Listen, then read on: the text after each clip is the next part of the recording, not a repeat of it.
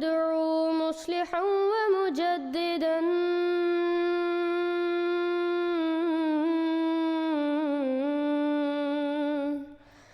فارنوا بنظر طاهر وجنان.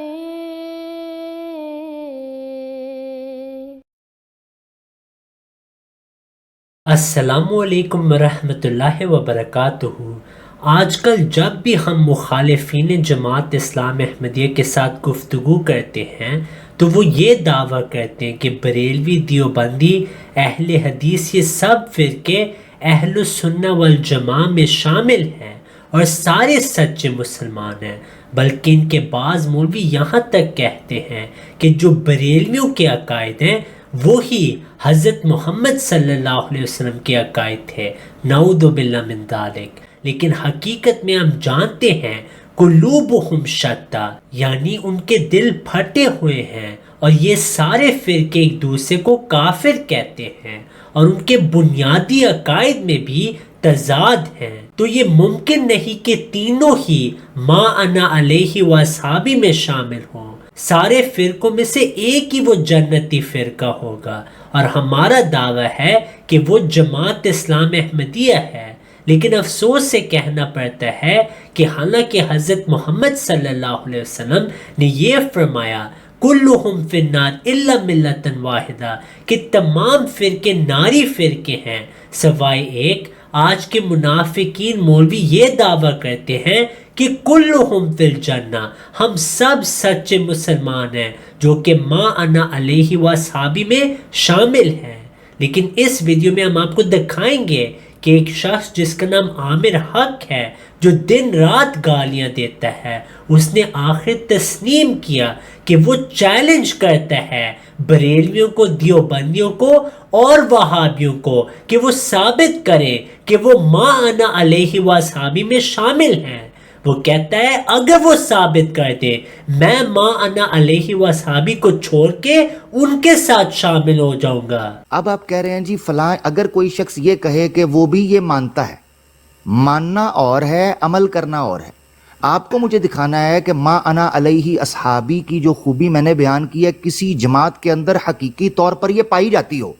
اگر آپ یہ ثابت کر دیں، میں چیلنج کرتا ہوں فتح صاحب کو، اگر بریلویوں کے اندر، اگر دیوبندیوں کے اندر، اگر وہابیوں کے اندر، اگر شیعوں کے اندر حقیقی معنی کے اندر عملی طور پر یہ صفت ثابت کر جائیں، میں آج ما انا علیہ و صحابی کو چھوڑنے کے لیے تیار ہوں. میں مان جاؤں گا یہ جیت گئے ہیں، حقیقی طور پر ثابت کر جائیں. لے جی میرا چیلنج ہے. اب آپ دیکھیں عامر حق نے تسلیم کیا کہ وہابی، دیوبندی، بریلوی کلہم فی النار میں شامل ہیں، یعنی ناری فرقوں میں شامل ہیں اور سچے مسلمان نہیں ہیں اور اپنے آپ کو وہ ما انا علیہ و اصحابی سمجھتا ہے.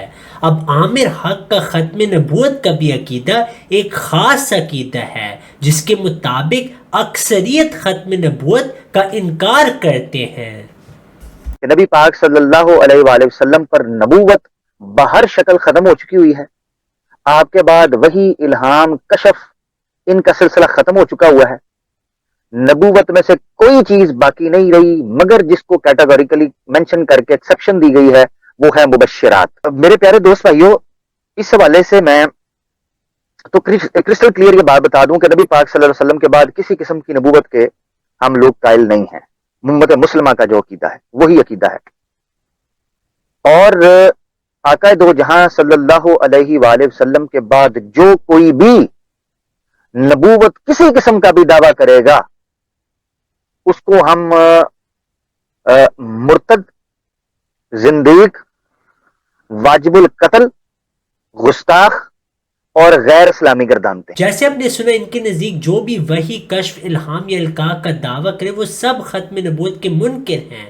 حالانکہ یہ خود وہابی، بریلوی اور دیوبندیوں کے ساتھ کام کرتا ہے جو کہ سب مانتے ہیں کہ کشف، الہام اور وحی جاری ہے اس امت میں.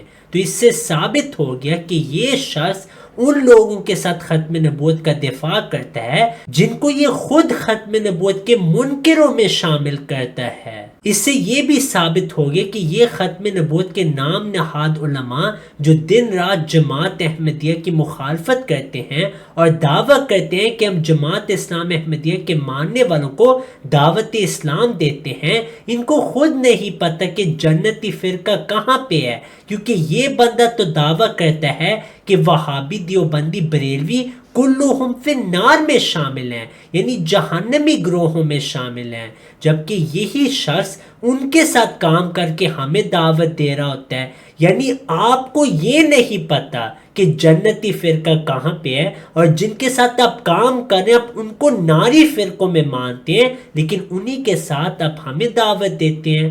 آپ نے تو ہمیں طاہر القادری کی یاد دلا دی کہ ختم نبوت چلی پاکستان میں 1973 کی بات ہے۔ 1900 بھٹو کا دور تھا جس میں قادیانی غیر مسلم اقلیتی آئینی طور پہ ڈکلیئر ہوئے۔ تحریک ختم نبوت چلی، اس تحریک ختم نبوت کے صدر کون تھے؟ خاموش، صدر کون تھے؟ دیوبندی مسلک کے عالم مولانا یوسف بن نوری صاحب۔ یوسف بن نوری اس کے صدر تھے، دیوبندی مسلک کے عالم۔ اور دیوبندی مسلک کے عالم یوسف بن نوری صاحب کی صدارت کے نیچے یہ سارے اکابرین اور قائدین اہل سنت تھے یا نہیں تھے؟ حضرت خواجہ شیخ الاسلام قمر الدین سیالوی ان کی صدارت کے باوجود نیچے ساتھ تھے کہ نہیں؟ مولانا شاہ احمد نورانی صاحب تھے کہ نہیں؟ مولانا عبدالستار خان نیازی صاحب تھے کہ نہیں؟ پیر کرم شاہ صاحب تھے کہ نہیں؟ علامہ کاظمی شاہ صاحب تھے کہ نہیں؟ تمام اکابر اہل سنت، دیوبندی، اہل حدیث، شیعہ سب تھے، مگر اس تحریک میں صدر بنوری تھا۔ تو صرف ایک ہی نقطہ نظر کو لے لیں تو اس کا مطلب یہ ہوا کہ ایک گھر جو مرتد ہے اسے کافر قرار دلوانے کے لیے ایک مرتد کو صدر بنایا ہوا ہے، ایک کو کافر مرتد، اسمبلی میں ایک کو کافر مرتد قرار دلوانے کے لیے دوسرے کافر مرتد کو صدر بنایا ہوا ہے۔ قربان جائیں ایسے تصور کو۔ اسی وجہ سے عامر حق اس دن ہم سے بھاگ گیا تھا، کیونکہ اس میں ہمت نہیں کہ وہ ہمارے سوالوں کا جواب دے۔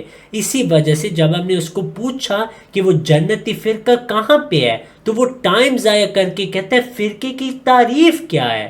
میرے محترم بھائیوں، جب نبی صلی اللہ علیہ وسلم نے پیش گوئی کر دی کہ آخر الزمان میں فرقہ واریت ہوگی، تو کیسے آپ ہمیں پوچھ سکتے ہیں کہ فرقہ کا معنی کیا جب یہ سارے فرقے آپ کے سامنے موجود ہیں؟ تو اس سے یہ بھی ثابت ہو گیا کہ جماعت اسلام احمدیہ کی مخالفت میں ان لوگوں کو حضرت صلی اللہ علیہ وسلم کی واضح پیش گوئیوں کا بھی انکار کرنا پڑتا ہے، اور ان کے متعلق شبہات پھیلاتے ہیں کہ ہمیں تو پہلے آپ فرقہ کا معنی بتائیں کہ فرقہ ہوتا کیا ہے۔ یہاں تک کہ ان کے بعض مجاہدین جیسے عدنان رشید نے یہ دعویٰ کر دیا کہ وہابی بریلوی دیوبندی اپنے آپ کو فرقہ کہتے ہی نہیں۔ جب اتنا جھوٹ انہوں نے بولنا ہو تو ہم کیا ان کو جواب دیں؟